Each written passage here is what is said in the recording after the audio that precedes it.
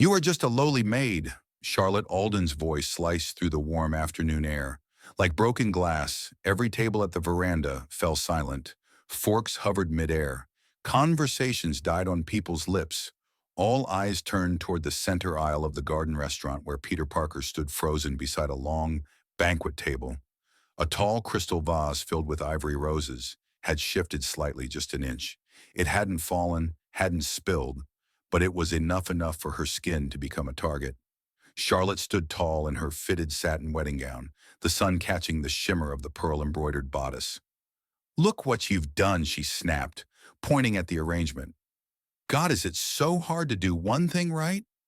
This is a wedding, not a church potluck." Peter didn't move. Her breath slowed as the words sank in. She had worked this job long enough to hear condescension wrapped in politeness, but today there was no veil. "I'm sorry," Peter said calmly. "It's only shifted slightly. I'll adjust it now, but—" Charlotte's mother, Margaret Alden, stepped forward, lips pursed like she'd bitten a lemon. "That's not how we do things here. You people should know better than to touch what you can't afford." Peter's hands paused mid-reach. "You people." Margaret met her gaze without flinching. "Help staff. Whatever you want to call yourselves." Her eyes flicked to Ma's skin. "This is why we ask the agency to be more selective. Appearances matter." The murmur among the guests turned into a hush that seemed to grip the entire garden. Peter felt it, all the weight of eyes, the sting of being diminished not for what she had done, but for who she was. Charlotte crossed her arms, voice laced with venom. "Don't act like you don't know what we mean. You're just background. That's your role, so if you want to keep your little paycheck, maybe you should drop to your knees and apologize publicly." Peter straightened slowly, the vase steady in her hand. "I've already apologized. I'll fix the centerpiece, but I won't kneel." Charlotte's cheeks turned. "Red, you people always act like victims, always trying to act like you belong in our world." A collective gasp swept across the lawn. Glass clinked somewhere in the distance. Then came a new voice, low measured yet vibrating with restrained fury. "What did you just say?" Grant Kingsley, the groom, he had stepped forward from behind the floral archway, tall and imposing in his tailored tuxedo. His face was unreadable, but his eyes were locked on Charlotte.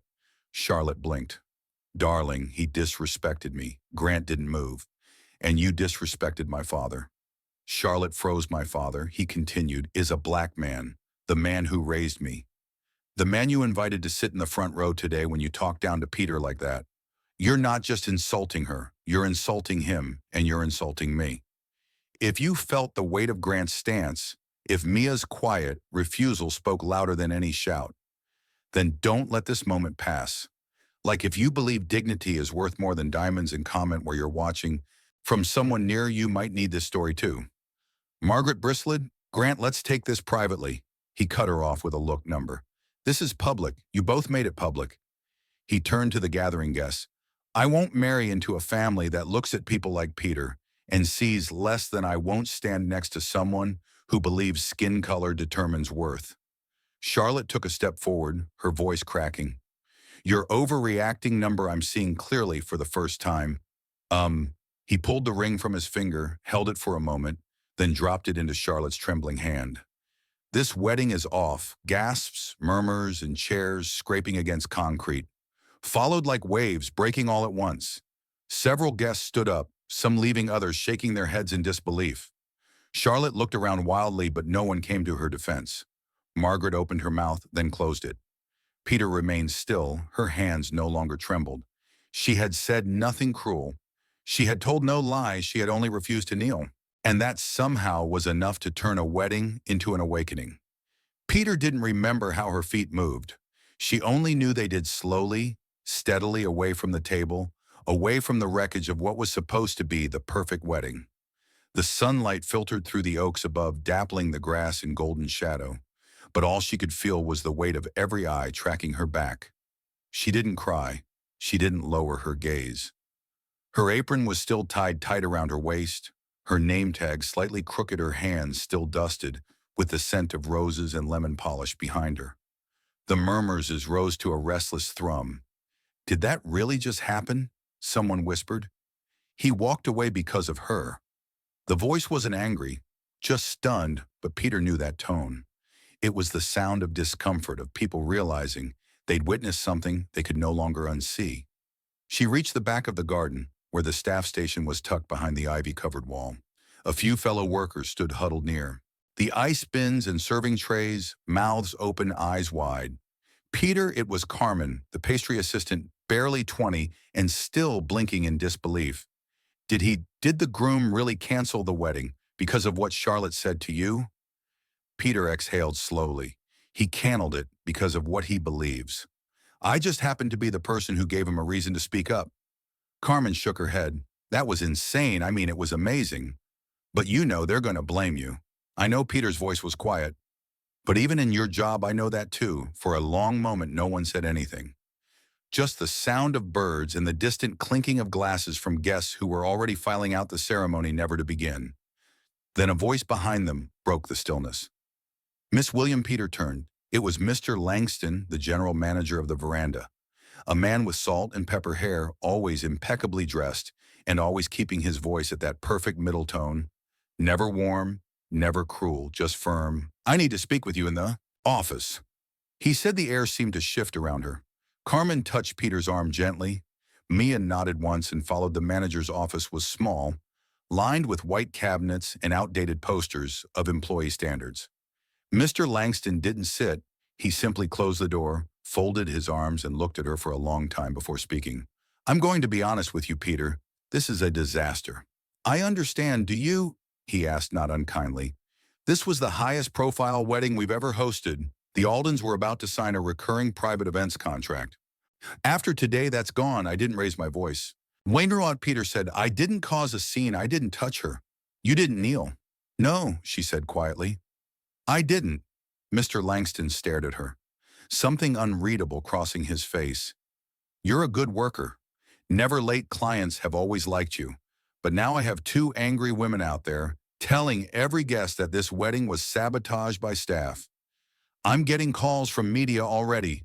Peter's shoulders remained straight. So am I fired?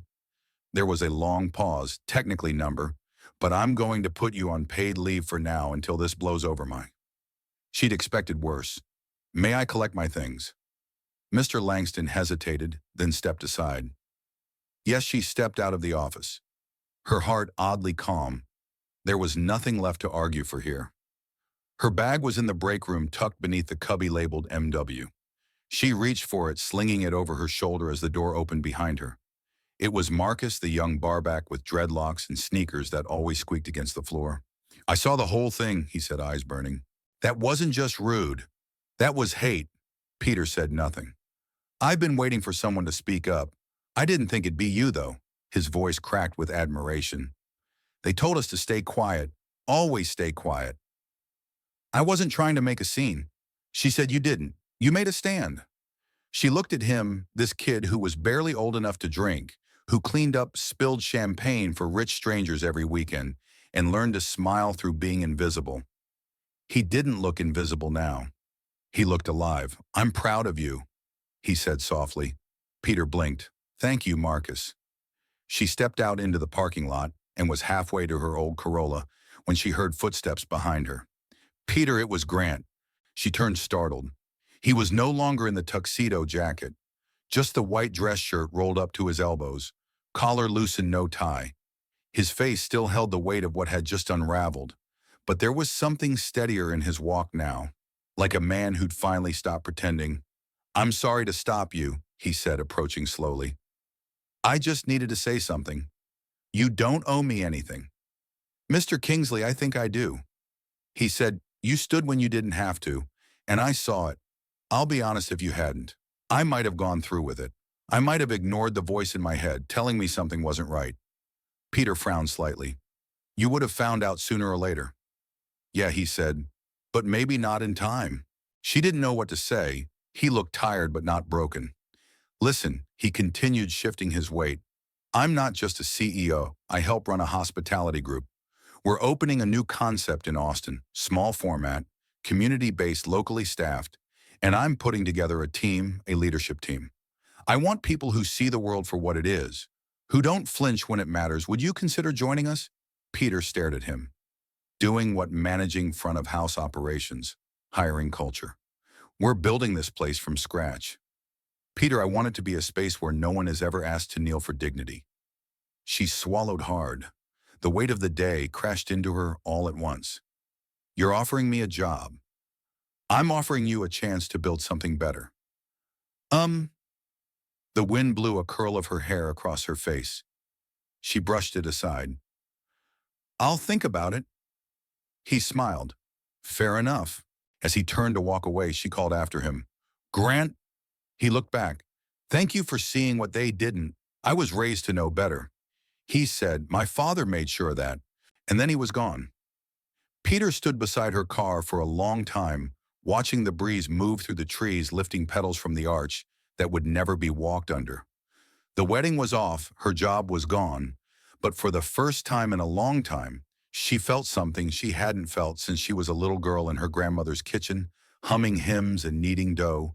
She felt seen, and that was more powerful than any apology. The next morning, Peter awoke to the sound of her phone buzzing against the nightstand. Her eyes were still heavy, her body sore from the long shift, and even longer emotional weight of the day before. For a second, she didn't remember, didn't recall the garden, the shouting, the stairs. Then the words came back like a slap. You are just a lowly maid. She sat up slowly, reaching for the phone.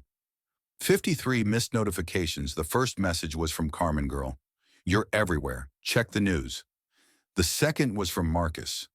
They're talking about you on the local station, and not in a bad way. She rubbed her face, got out of bed, and padded barefoot to the kitchen.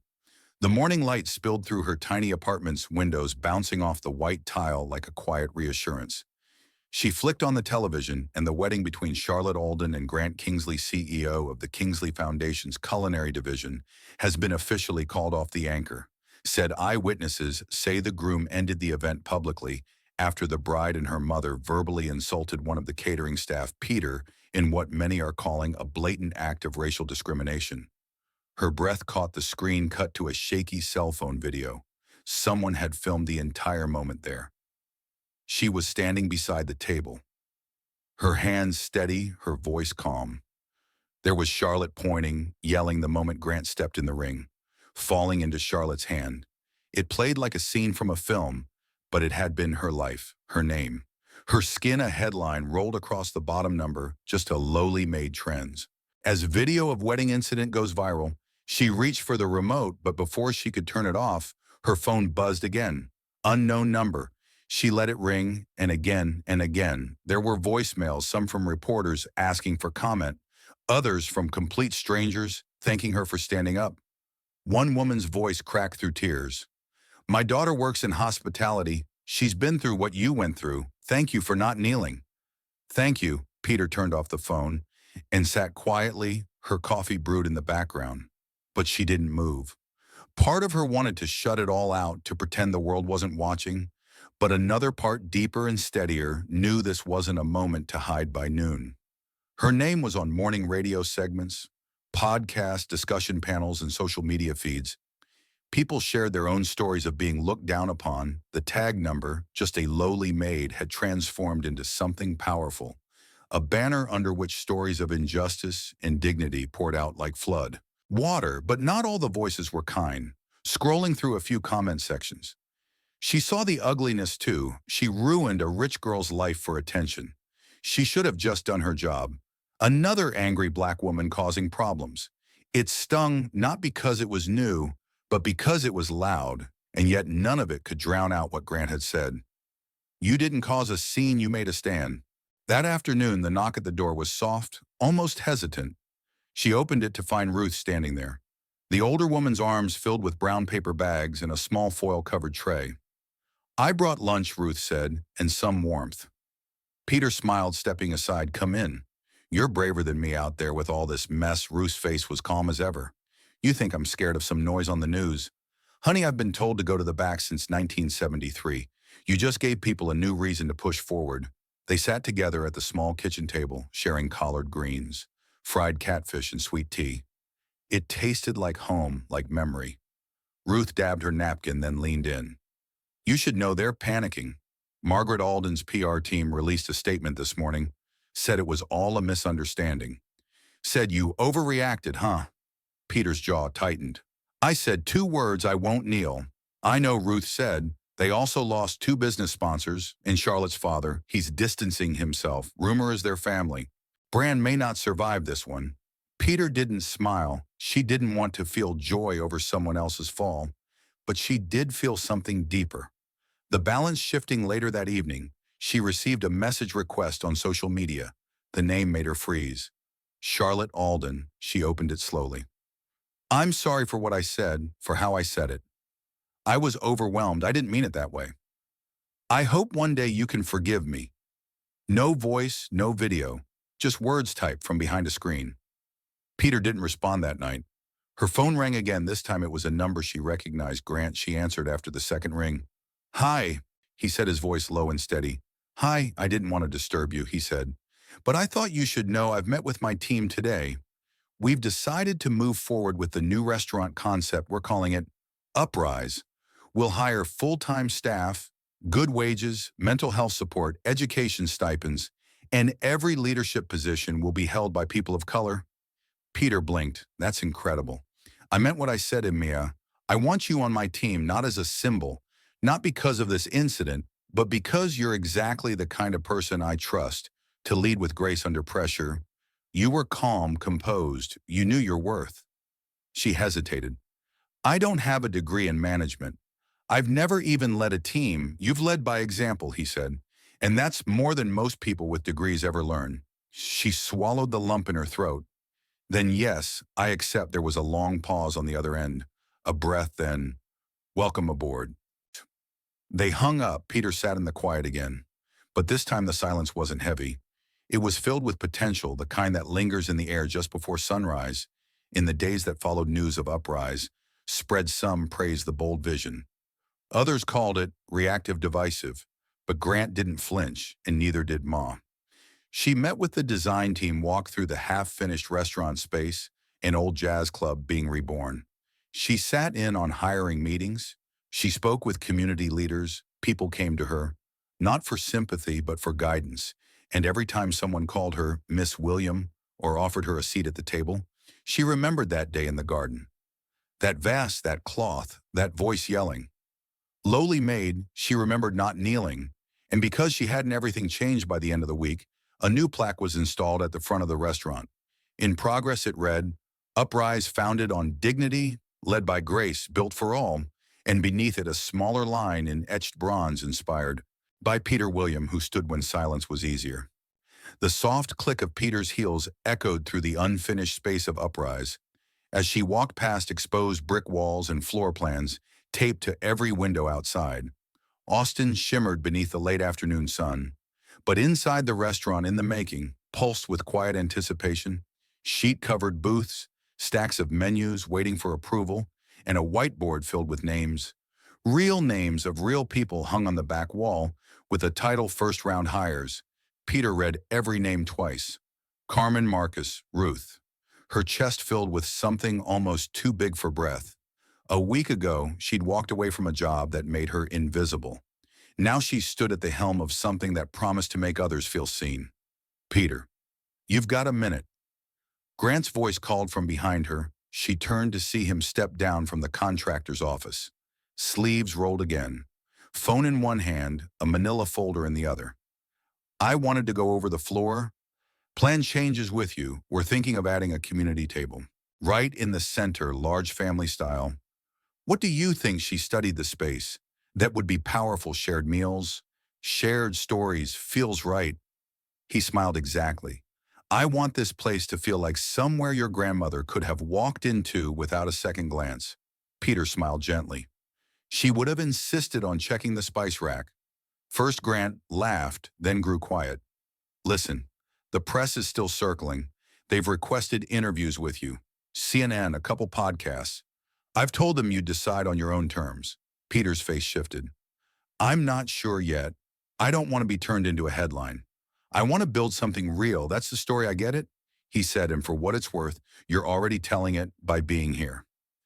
As they walked the length of the restaurant together, workers nodded to Peter with familiarity and growing reverence. She wasn't a symbol to them. She was their manager, their decision maker. Someone who remembered their names asked about their lives, noticed when their hands shook, or their eyes looked tired. She didn't lead from above. She led shoulder to shoulder that night. She stayed late. The crew had gone home. The music had been turned off, and the only sound left was the hum of the streetlights through the wide front windows. Peter sat at one of the unvarnished booths. A notebook open in front of her. She was working on a staff handbook. Not one filled with rules but values. The first page bore only 3 sentences. We don't kneel to cruelty. We rise to dignity. We serve with pride, never shame. A knock at the window startled her. She looked up to see a familiar face, Ruth standing outside with a paper bag in one hand, and that look that always said you're forgetting to eat again. Peter opened the door. Let me guess, collarded greens, mac and cheese too. Ruth said, lifting the bag, come on, you need to feed that fire in your belly. They sat together under the soft, hanging lights in the corner booth. The food warmed the room as much as the company. They still talking about you on the radio, Ruth said, unwrapping a slice of cornbread. But you know what caught me? It wasn't the drama. It was how many people called in after people who've worked in kitchens, hotels, hospitals, people who've swallowed their pride for a paycheck. You didn't just spark a moment. Peter, you cracked something open. I didn't want to, Mia said, her voice quiet. I just didn't want to be humiliated. And that's the thing, Ruth replied. You stood up for yourself, but in doing that, you gave others permission to stand too. Peter stirred her sweet tea slowly. Sometimes I wonder what if he hadn't heard it. What if Grant hadn't stepped in? Ruth's gaze was sharp but kind. Then you'd still be here because you didn't rise because of him. He just happened to be watching later after Ruth left. Peter walked back to the whiteboard with the staff list. She picked up the dry erase marker and wrote something above all the names. Everyone belongs, no exceptions. The next morning brought more than sunlight. It brought a letter hand. Delivered by courier, addressed to her personally. She opened it with hesitation, expecting media or worse, legal trouble from the Aldens. Instead, it was from Grant's adoptive father, Harold Kingsley. Peter, you don't know me personally, but I watched what happened last week with great interest and greater pride. My son was raised to believe that dignity matters more than decor. And when I saw how you stood and how calm you were, I saw my mother in you. I saw every woman who once wiped the tables, no one else saw, but who kept their heads high anyway. Thank you for reminding this country of what grace under fire looks like if you're ever in Chicago. Dinner's on me with respect, Harold Kingsley. She folded the letter slowly, feeling the weight of it. Not just the paper, but the recognition later that week. Uprise hosted its first private pre-opening dinner soft launch for community leaders, kitchen workers, bus drivers, school teachers, and elders from local churches.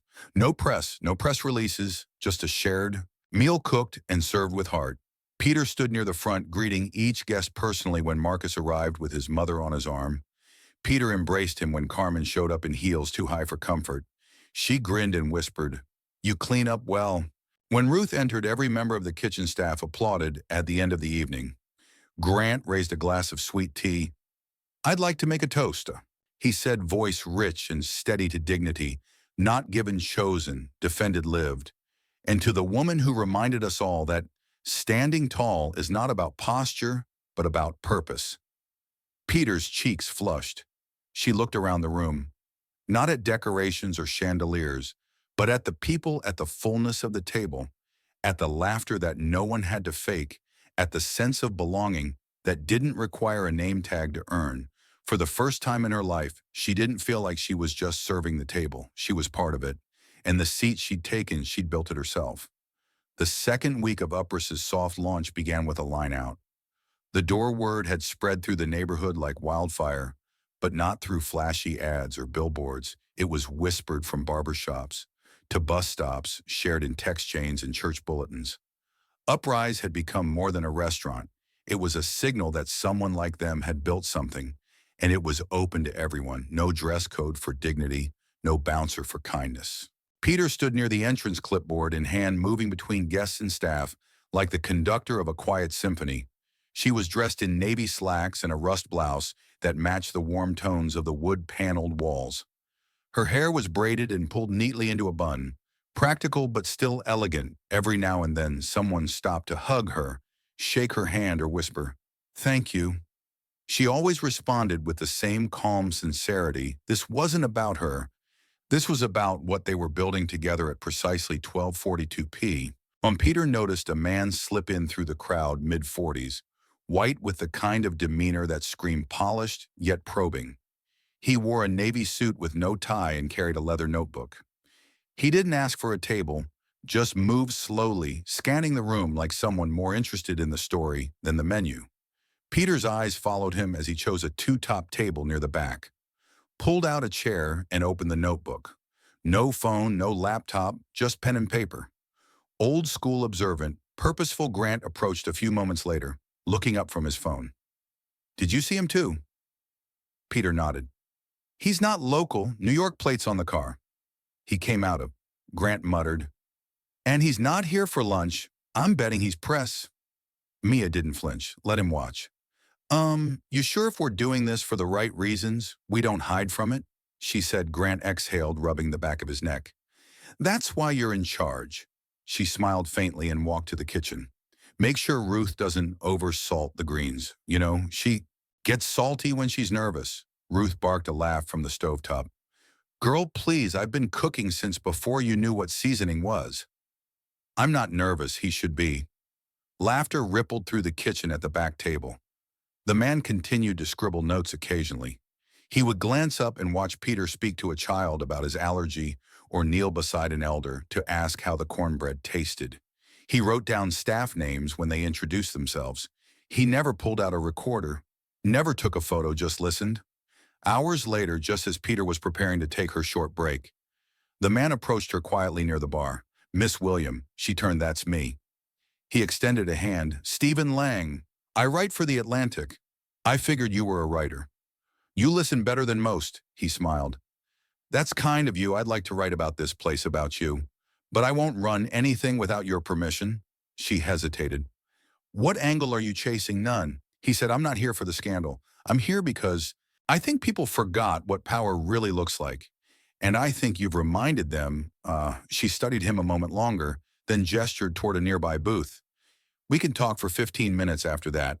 I've got a delivery order to double-check on." They sat, and Peter spoke plainly about the wedding, about the insult, about not kneeling, not out of pride, but out of self-respect. She talked about Grant, but she never glorified him. She talked about her team, her grandmother, the quiet resistance in showing up with your whole self every single day, even when no one notices. "What was the moment?" Long asked, leaning forward. "That made you realize things wouldn't go back to normal?" She was quiet, then said, "It was after the wedding blew up. I was walking home, still in uniform. I passed this little girl, maybe 10, sitting on her stoop. She looked at me and said, 'My mama said you didn't bow down. I want to be like you when I grow up.' That scared me more than anything because I realized I wasn't invisible anymore. I couldn't be." Lang didn't speak for a long moment.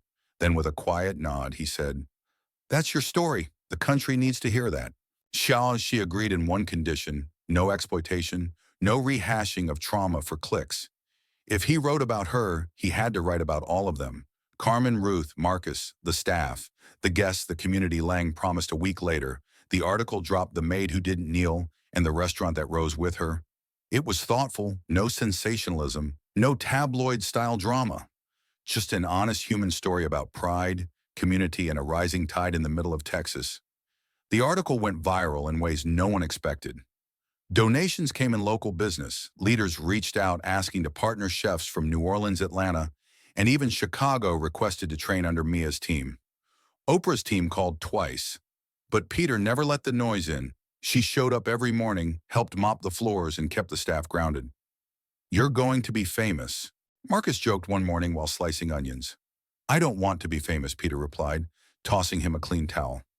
"I want to be effective, but fame as it happens doesn't always ask for permission." Within 2 weeks of the article, a call came from the James Beard Foundation. Grant answered it, then walked into Peter's office holding his phone like it was on fire. "Peter, they want to nominate you for the Leadership Award." Peter blinked. "You're joking." They said your name came up 3 times. They're sending the paperwork today." She sat down slowly, still in her apron. "I was just trying to stop a girl from humiliating me, and now you're teaching the country what it means to stand." Grant said, "This is bigger than us." That night, Peter went home and pulled out the letter from Harold Kingsley again. She reread the final line. "Thank you for reminding this country of what grace under fire looks like." And she thought, maybe it wasn't just about fire. Maybe it was about warmth, the kind that spreads, the kind that feeds. Outside her window, the lights of Uprise glowed long after closing. Not because someone forgot to flip the switch, but because some places once lit don't dim easily. Not when they're built on purpose, not when they've been earned the afternoon sun, painted long amber streaks across the polished floors of Uprise. As Peter sat in her small office, tucked behind the kitchen, a gentle hum of conversation floated in from the dining room, muffled only by the sound of Ruth's gospel playlist, humming low in the background. Peter was reviewing the weekend schedule. Marcus had called in to take his daughter to a school recital, and Carmen wanted time off to take her mother to the clinic. It was the kind of quiet leadership Mia cherished, nothing flashy, just the daily mechanics of trust, responsibility, and care. Then a knock tapped gently on the doorframe. She looked up to see Grant. His expression was unreadable, which instantly made her cautious. "There's someone out front asking for you," he said slowly. "Press?" Again, "No, it's personnel." She rose, slipping the schedule clipboard aside. "You gonna give me a hint?" Grant scratched the back of his neck. "Let's just say he's wearing a suit too nice for this heat, and his accent isn't from around here." That was enough. Peter walked past him, her breath already shortening. She had a strange sensei kind of premonition that this wasn't a customer, wasn't a fan. It was a shadow. The moment she turned the corner into the dining room, she saw him standing just inside the door, as if unsure whether he was welcome. Was a tall, broad-shouldered black man in a charcoal suit.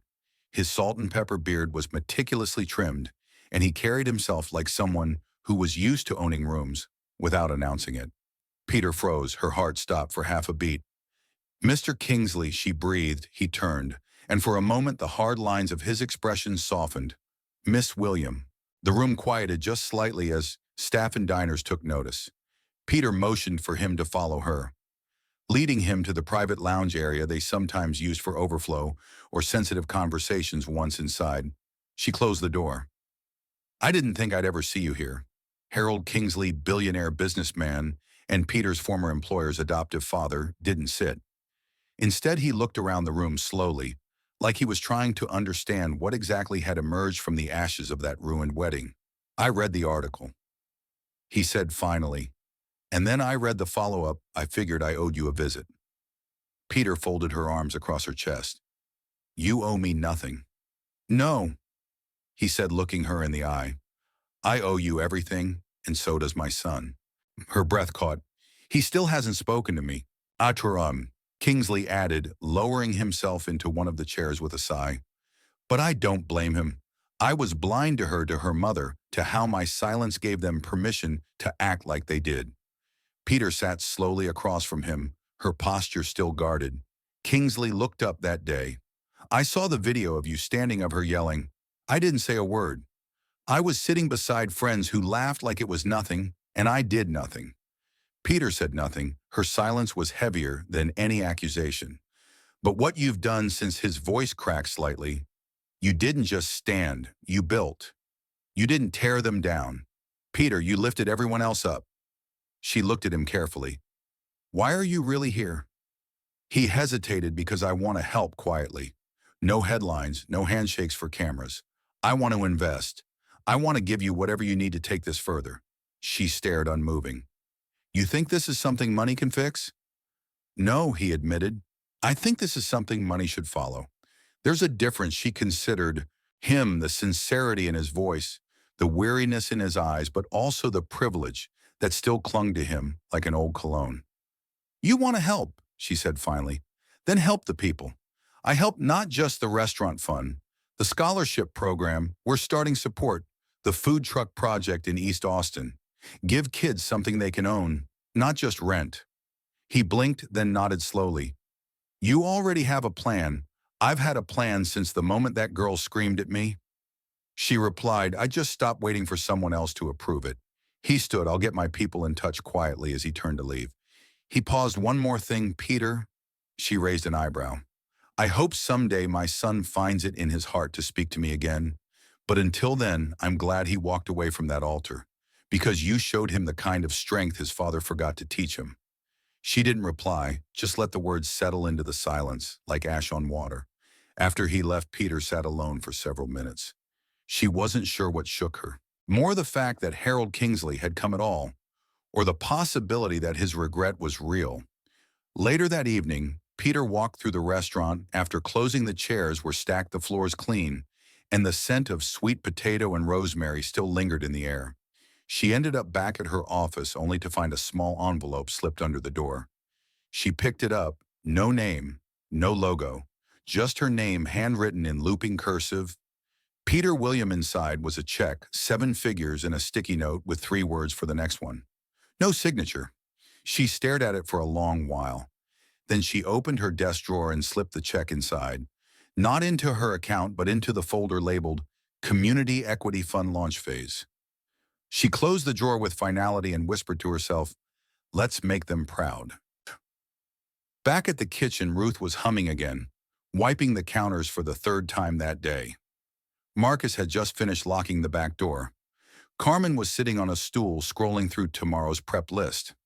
They were ready for the next wave because the work never ended, and Peter had just opened the door to something far bigger than a restaurant. She had opened the door to a movement rooted not in resistance, but in rebirth, built not on vengeance, but vision. And it was only just beginning a week after the envelope arrived. Peter stood in front of a group of local small business owners in a modest community center off East 12th Street.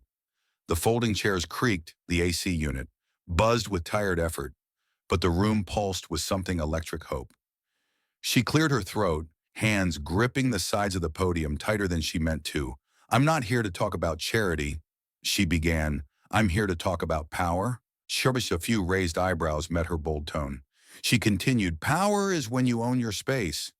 When you can hire your neighbors, feed your people, and write your own contracts. For too long, we've been told we have to wait for someone to give us that. Not anymore."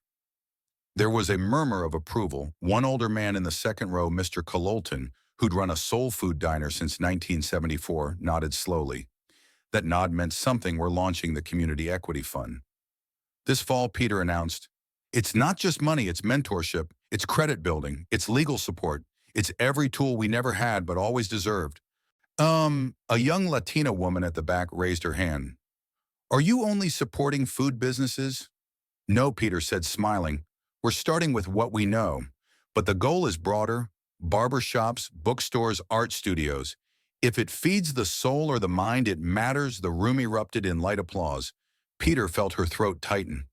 This wasn't the wedding scene where she'd stood under scrutiny and judgment. This was something new. This was ground rising beneath her feet. Later, as chairs were folded and coffee cups tossed, Marcus approached her, sleeves rolled up, sweat at his temples. "You did good," he said, tapping her arm. "Real good," she exhaled. "I keep waiting for it all to collapse." He laughed. "That's how you know it's real. Fake stuff doesn't make your stomach flip like this." She smiled faintly. "I should get back. Ruth's training the new pastry chef tonight." They walked toward the car, the setting sun casting their long shadows down the cracked sidewalk just before they reached Peter's old sedan. Marcus paused by the way he said, "You got a visitor earlier today." "Oh, didn't leave a name. But he asked about you. Said he used to know you back when you wore an apron and carried trays." Peter raised an eyebrow. Customer didn't sound like it sounded more personal. The next day, just after the lunch rush, she saw him standing just outside the restaurant's patio gate. In a tailored gray vest and rolled-up sleeves was Noah Benton, the last person she'd expected to see.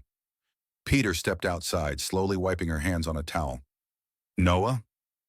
He turned. His face was thinner, slightly paler than she remembered, but his eyes, the same piercing blue, locked on hers.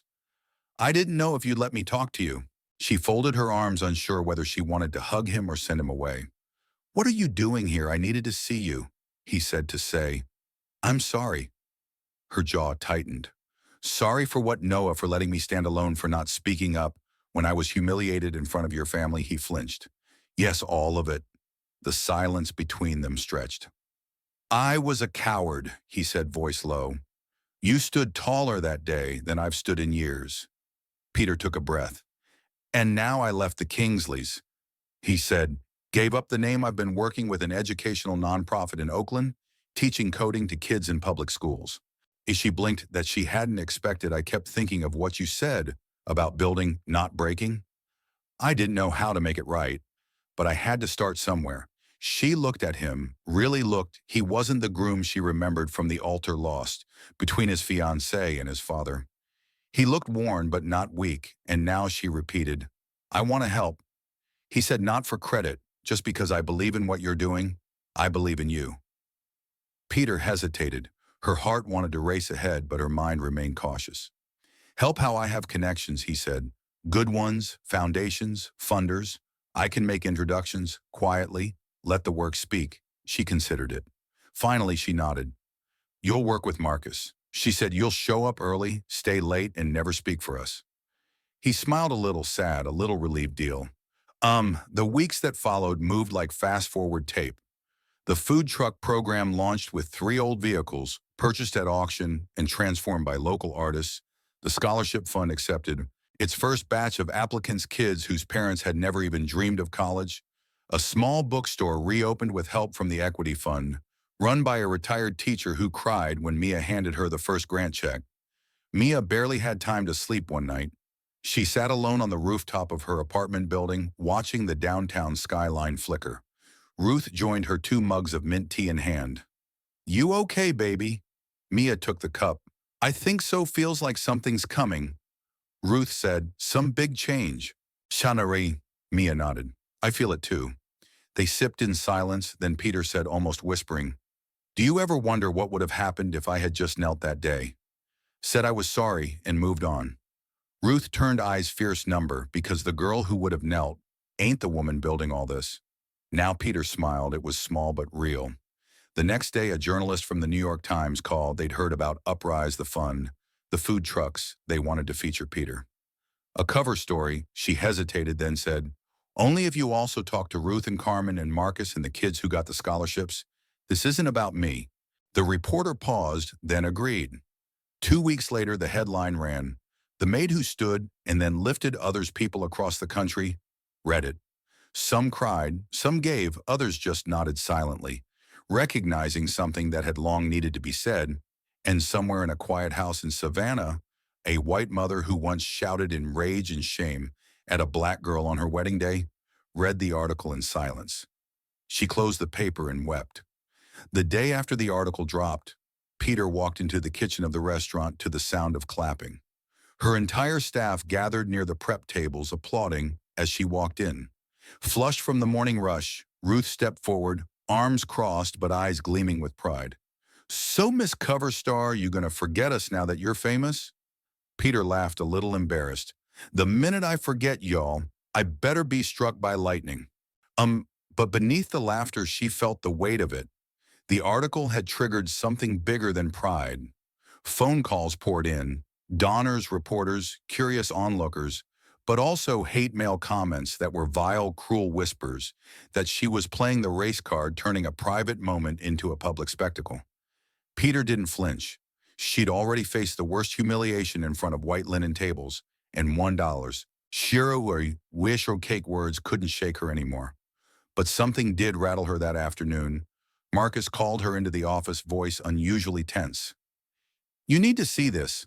She followed him inside where his laptop was open on the desk. He tapped the screen. It was a video, low quality, shaky, clearly recorded on a phone at first, just the image of a parking lot, then shouting the familiar voice of Whitney Kingsley, the ex-bride. I don't care what that little maid is doing now. She screamed at someone off-screen, this won't last. Her kind always overreaches. They'll turn on each other like they always do. Peter's stomach turned. Then came the second voice, a man's Whitney. This is being recorded. I don't care, let them see.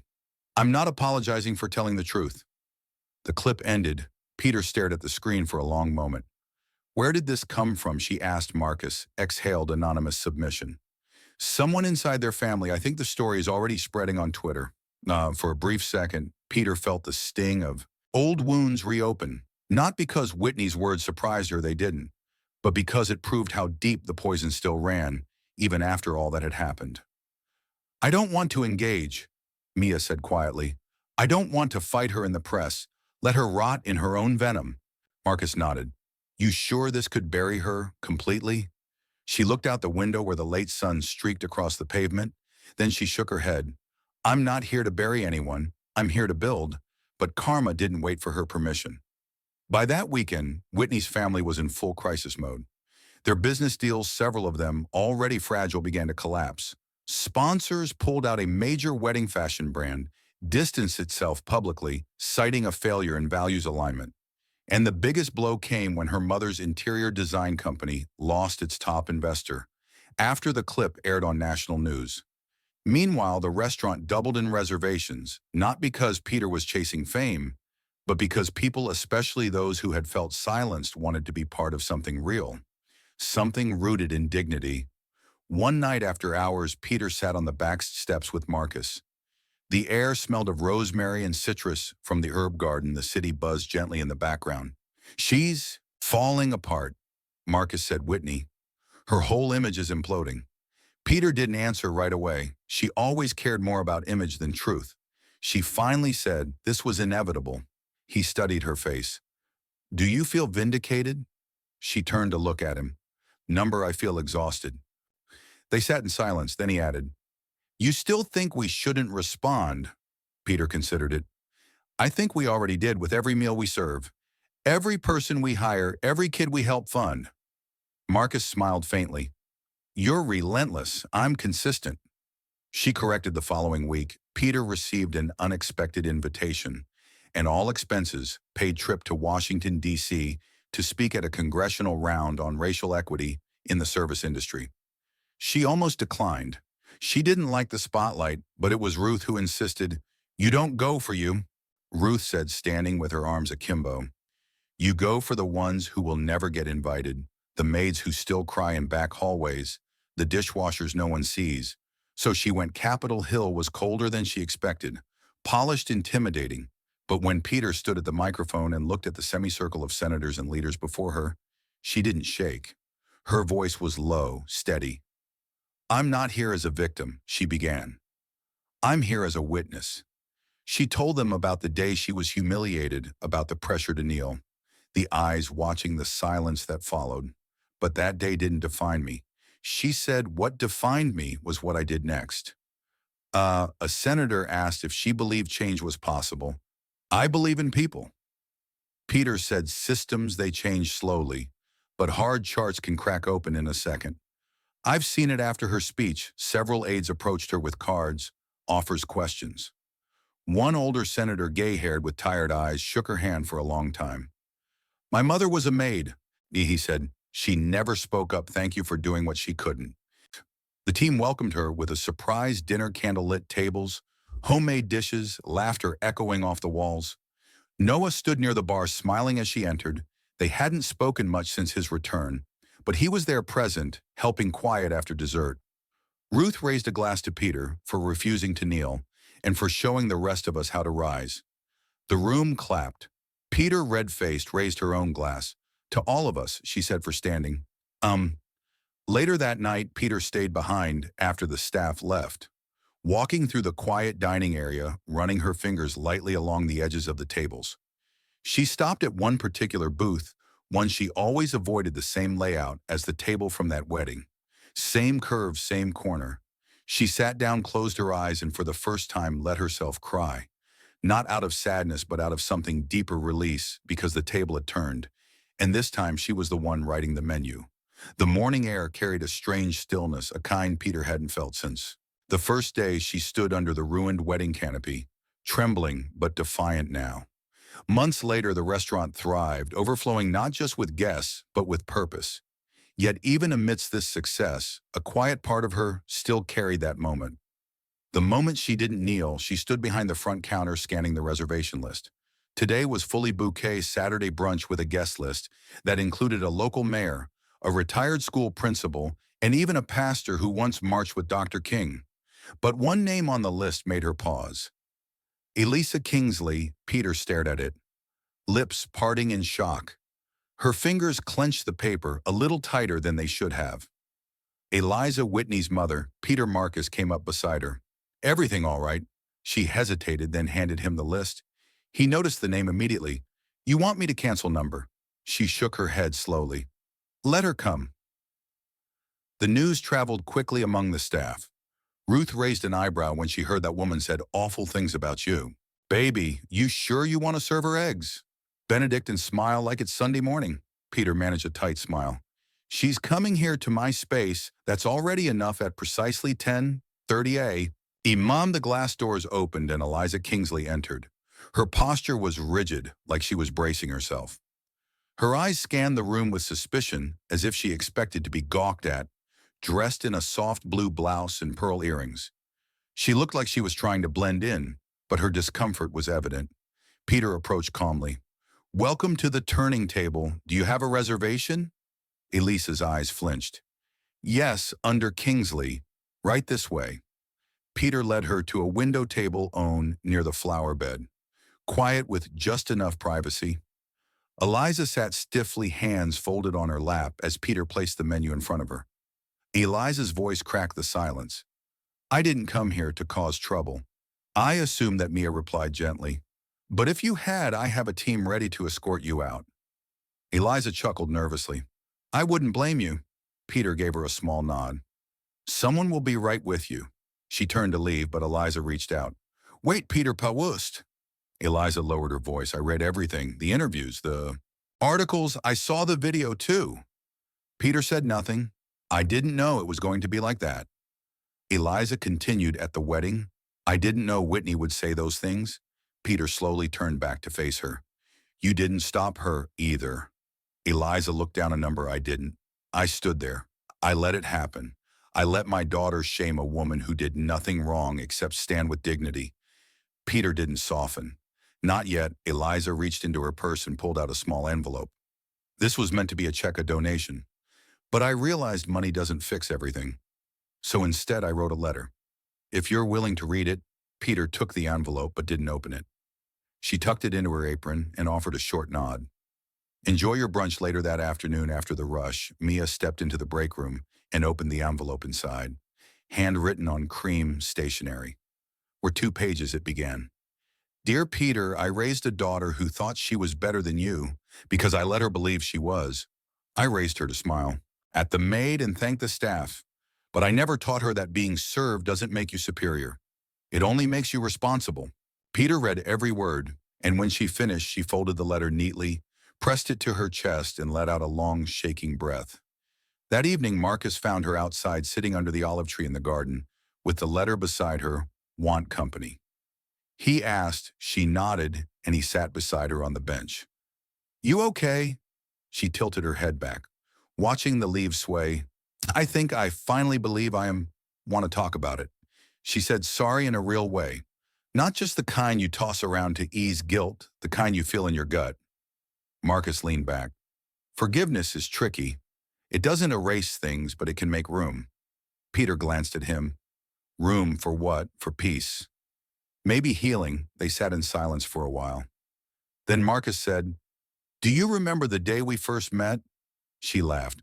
Of course I was holding a tray of champagne glasses, and you stepped in the way and you told me to move. I didn't know you were the groom. He smiled. You didn't care. That's what struck me.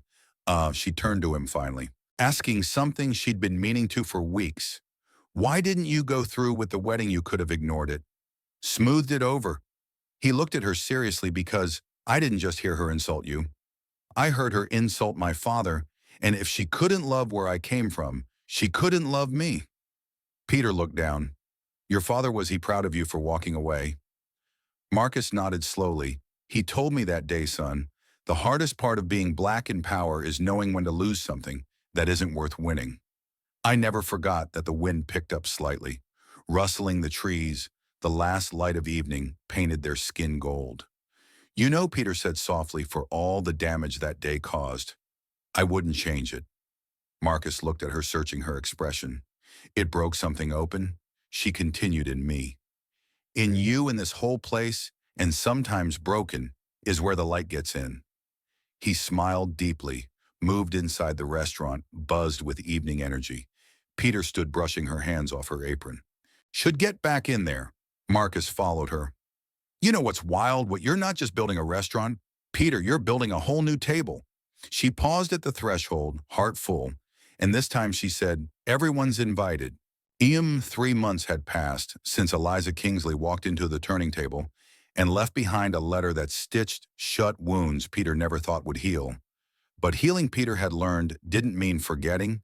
It meant remembering without flinching. And today that lesson was about to be tested once more. The fall breeze carried the scent of cinnamon and roasted squash from the kitchen. Golden leaves danced across the cobblestone entrance of the restaurant. Peter adjusted the collar of her dark green manager's uniform and greeted guests with her usual warmth. Her smile both gracious and steady. The restaurant was fuller than ever, reservations booked weeks in advance. But this evening, a different kind of tension hummed beneath the celebration. Whitney was coming, Marcus had warned her gently. The day before, she reached out, said she wanted to speak with you. She didn't ask for a table, just time. Peter had nodded quietly. Surprised she didn't feel fear, just curiosity and a strange, sad kind of calm at 6:05 p.m. As the amber lights bathed the restaurant in its signature glow, Whitney stepped through the front doors. She was thinner than Peter remembered, her face pale and strained under careful makeup. Gone were the diamonds, the tight bun, the designer heels. She wore flats and a charcoal gray sweater over slacks in her arms. She held a simple bouquet of sunflowers. Peter approached her with measured steps. You came, Whitney's eyes were uncertain. I didn't think you'd agree to see me. You didn't come for a table, Mia said flatly. Just words. Whitney swallowed hard and held out the bouquet. These are. I know it's not enough, but I didn't know how to show up, empty-handed. Peter accepted them without comment, set them gently behind the host stand. Let's talk in the garden.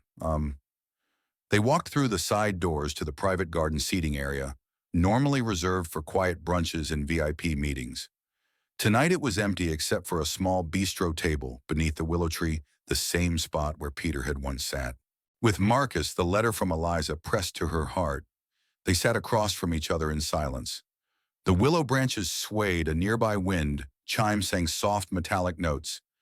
I didn't recognize myself that day, Whitney said finally, her voice trembling.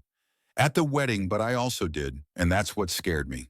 Peter listened, but didn't interrupt. I thought I had values, I thought I saw people clearly. But the moment I felt threatened, socially, emotionally, I lashed out, and the ugliest part of me spoke. Peter's gaze was steady. You didn't just lash out, Whitney. You demanded that I kneel. Whitney's eyes filled.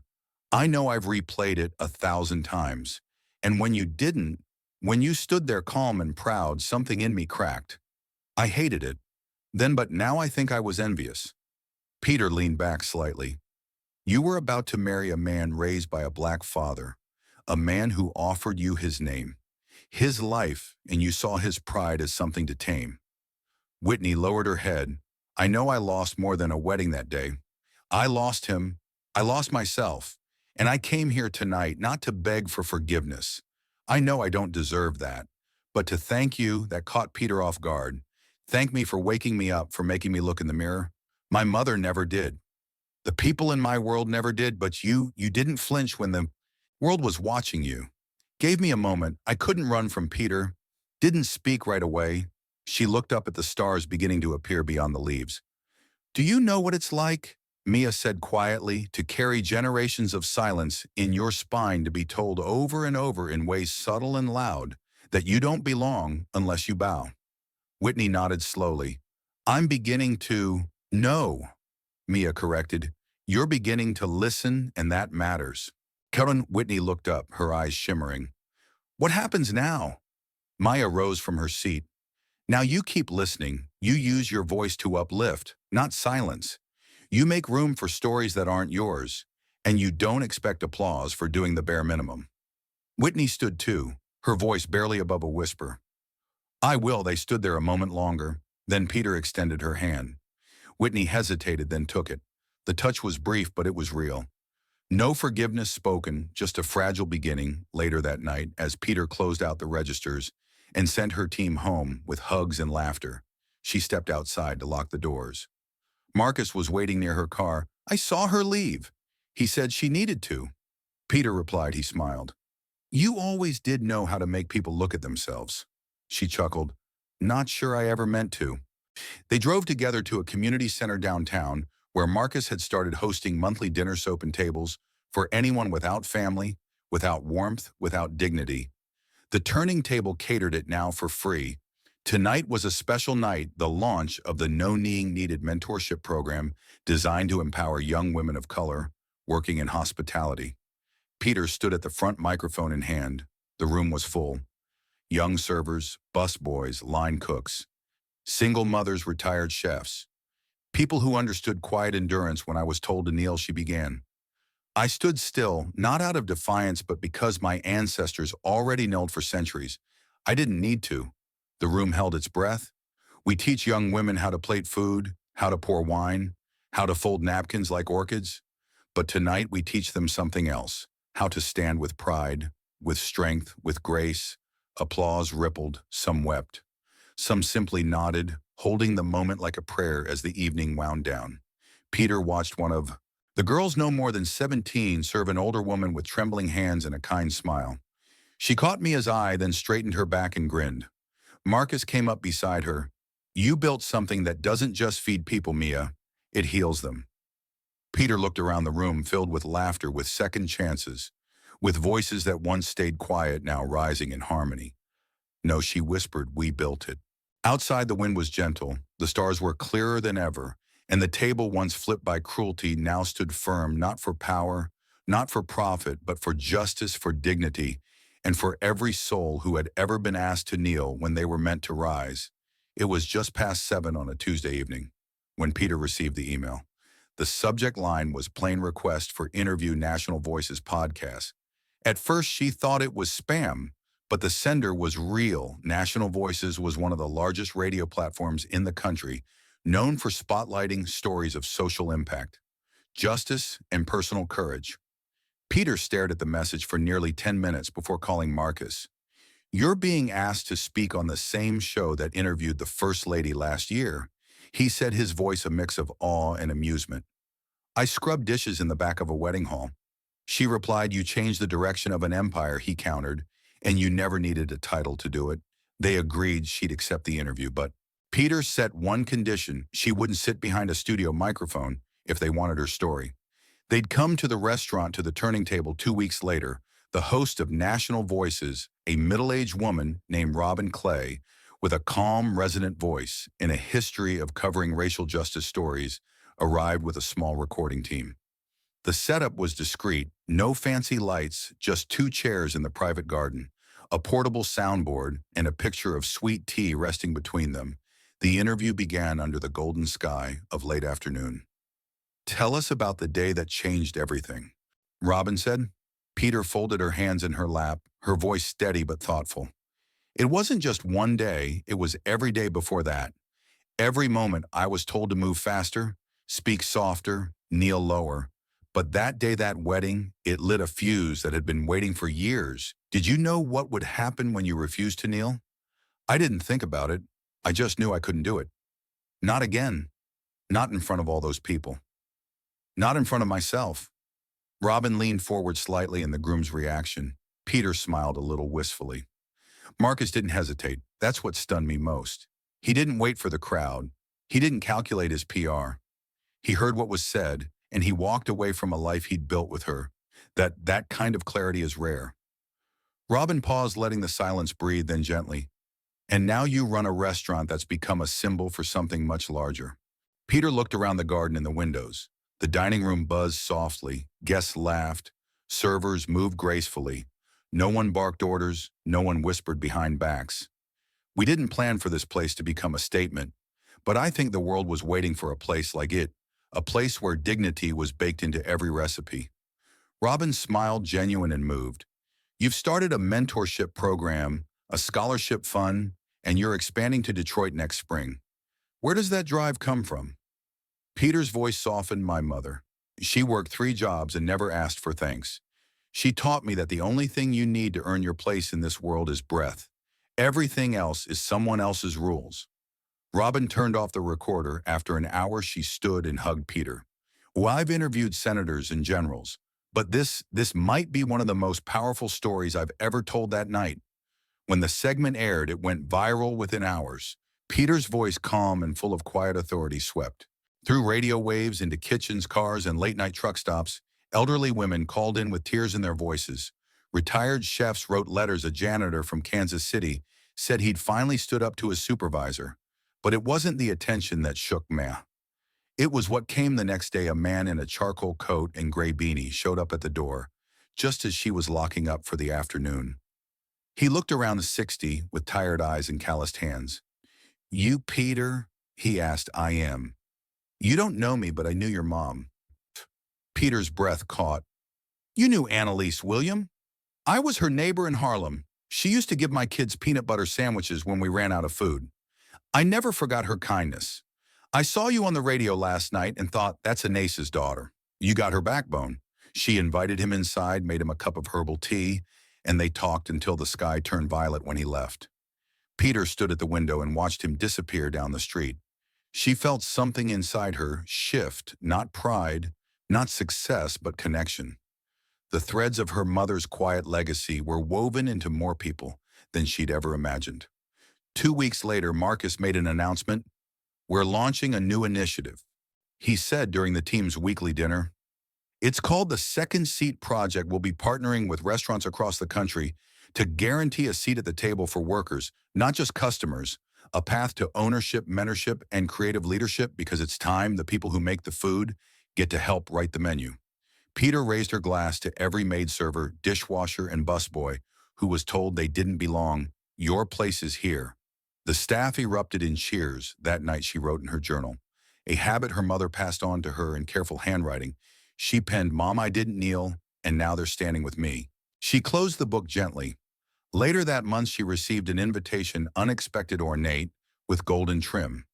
It was from the city council. Peter William had been nominated for the Civic Honor Award, recognizing individuals who contributed to social transformation through community leadership. She stared at the letter, stunned. Marcus found her on the porch, holding it in both hands. "You deserve it," he said softly. "I never asked for any of this," she whispered, "but you earned all of it." She nodded, then asked, "Will you go with me?" He smiled. "I wouldn't miss it." On the night of the ceremony, Peter walked into the auditorium, not in heels and pearls, but in her uniform, the same one she wore the day of the wedding that changed her life. She wore it to remind herself in the world where she came from. As she stepped onto the stage, she scanned the crowd there. In the second row sat a young black girl, no older than 9, clutching her father's hand, eyes wide with awe. Peter smiled. She took the microphone. "There was a time when I believed my job defined my worth. But I've come to understand that who you serve doesn't matter nearly as much as how you carry yourself. I stood when I was told to kneel, and because of that, others are standing too." The applause rolled like thunder, and somewhere deep inside her, Peter felt it. Not pride, not fame, peace. Because sometimes justice doesn't arrive with sirens or courts. Sometimes it arrives at a dinner table, and everyone, yes, everyone deserves a seat. The morning of the grand reopening of the Turning Table's second location in Detroit arrived beneath a sky stir with soft amber light. Snow hadn't fallen yet, but the air held that quiet tension, the kind that signals change. Peter stood in front of the mirror in her modest hotel room, adjusting the same dark green server's apron she had worn the day she refused to kneel. It had become more than a uniform. It was a symbol now, a cloth woven with memory, pain, and power. Downstairs, the team bustled with energy. Marcus, standing near the host podium, checked his watch while giving last-minute instructions to the new staff. The kitchen clattered with preparation: fried catfish, collarded greens, cornbread with a honey glaze, and peach cobbler. It wasn't just a restaurant, it was a place where heritage could breathe again. Peter descended the stairs slowly when Marcus saw her. He smiled, a kind of smile that held the memory of every battle they had survived together. "Ready?" he asked. She looked around at the team, at the polished tables, at the welcome sign etched in brass that read, "For those who were once told, not your place, this is yours." "More than ready," she said. But as they turned toward the entrance, a quiet knock interrupted them. A boy no more than 17 stood outside with a white envelope in his hand and nervous energy in his shoulders. He had on a faded hoodie and held a red bike helmet. "I'm sorry," he said. "Are you Peter William?" "Yes," she said gently. "I was told to give you this." He handed her the envelope, nodded and walked off before she could ask anything else. Marcus raised a brow. Secret admirer, she opened the envelope and read, "I watched the broadcast, my daughter did too." And for the first time she saw someone, who looked like her, commanding a room of power without raising her voice. "You gave us something we didn't know we were missing." "Eleanor Carver," Peter exhaled sharply. Eleanor Carvera, same matriarch who had tried to make her kneel, whose daughter's wedding she had disrupted. Peter hadn't thought of her in months, and yet something in the note wasn't bitterness or sarcasm. It felt raw, humbled. She slipped the note into her apron pocket. "Come on," she said to Marcus. "Let's open the doors." By noon the place was packed. Some came for the food. Most came for the story. Peter moved from table to table, not as a hostess, but as a witness. An elderly woman with graying braids clasped her hand and said, "I haven't felt this scene in 50 years. A father with 2 teenage sons whispered, "They're watching you, Miss William. They're learning." Around 2:00, a familiar figure appeared in the doorway.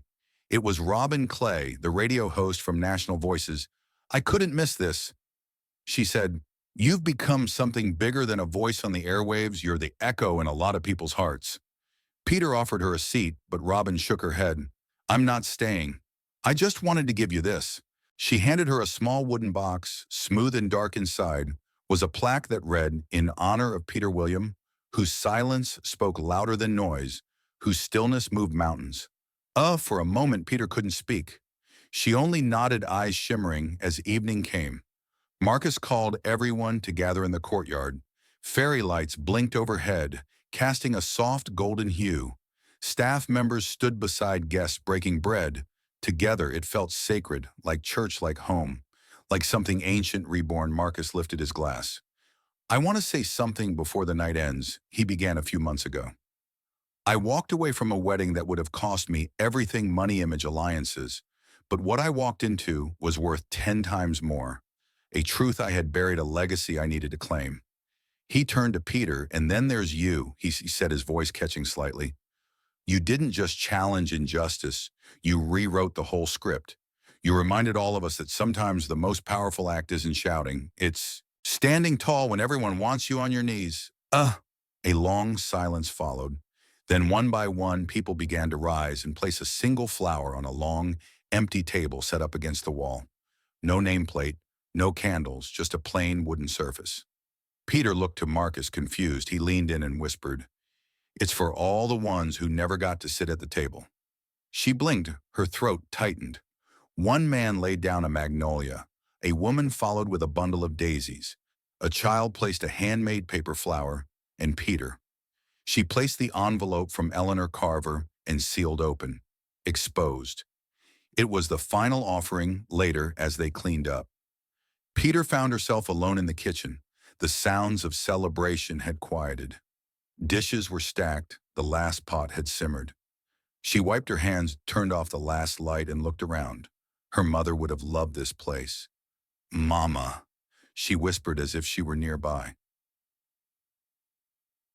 "We made it." She stepped outside where snow had begun to fall lightly, dusting the ground in white. Marcus was waiting at the curb. He opened the car door for her. "Where to now?" she smiled. "Home, still in your uniform." He teased. "Always," she said as they pulled away. The lights from the turning table glowed behind them like a beacon. And though the world outside was still bruised with injustice and division, inside that one place where a maid once stood tall and refused to kneel, hope was seated firmly at every table.